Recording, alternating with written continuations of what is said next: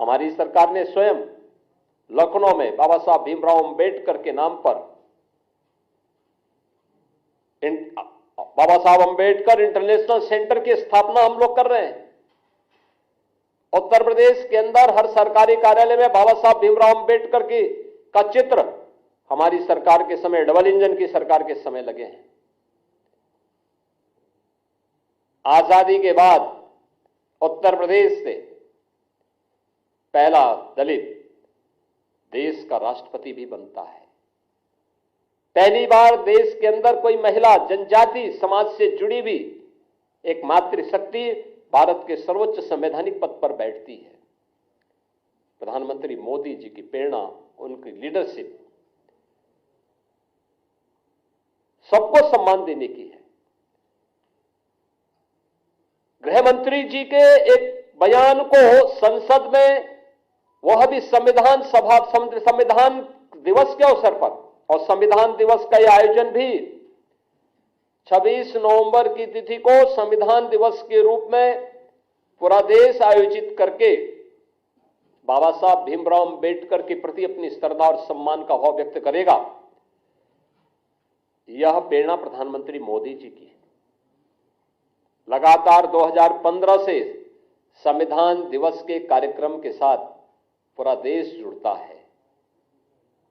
केवल मूल अधिकारों की ही नहीं, कर्तव्यों के बारे में भी जो प्रेरणा बाबा साहब भीमराव अंबेडकर की है, उससे पूरे प्रदेश को, पूरे देश को जोड़ने का कार्य प्रधानमंत्री मोदी जी का प्रयास कि बाबा साहब भीमराव अंबेडकर को सम्मान प्राप्त हो, हर स्तर पर सम्मान मिले। और संसद पर जब इन कार्यों को लेकर के संविधान सभा को, संविधान दिवस को लेकर के चल रही चर्चा का जवाब देते हुए आदरणीय गृह मंत्री जी ने अपना भाषण कर रहे थे। उनके भाषण के छोटे से अंश को लेकर के कैसे कांग्रेस, समाजवादी पार्टी इनके द्वारा एक वितंडावाद पैदा करने का प्रयास हुआ, कैसे इनके द्वारा गफलत पैदा और गलतफहमी पैदा करने का प्रयास हुआ। कांग्रेस हो या समाजवादी पार्टी, इनका यह आचरण उनकी विद्वेष भावना को प्रदर्शित करता है। इन लोगों के द्वारा बाबा साहब भीमराव अंबेडकर के प्रति जो शब्द कहे गए थे पूर्व में, कौन नहीं जानता। समाजवादी पार्टी सरकार के समय उनके एक मंत्री जो सुपर सीएम के रूप में काम करते थे प्रदेश में, उनके वो वक्तव्य जो बाबा साहब भीमराव अंबेडकर के प्रति उन्होंने किए थे, कौन नहीं जानता है। ये सभी, यही उनका वास्तविक आचरण था। और हम तो कांग्रेस के नेता राहुल जी से कहेंगे, देश की संसद में, संसद परिसर में सांसदों पर हमला हो, यह दृश्य भी देश ने देखा है। क्या यह आचरण उनका संवैधानिक माना जाएगा?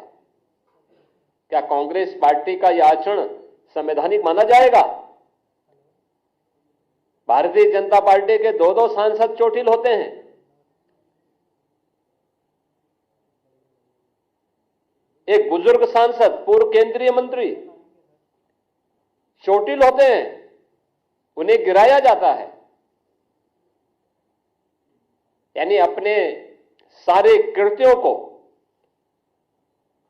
मारपीट के कृत्यों को, बुजुर्गों को धक्का देने की कृत्यों को ये संवैधानिक बनाने का प्रयास करते हैं।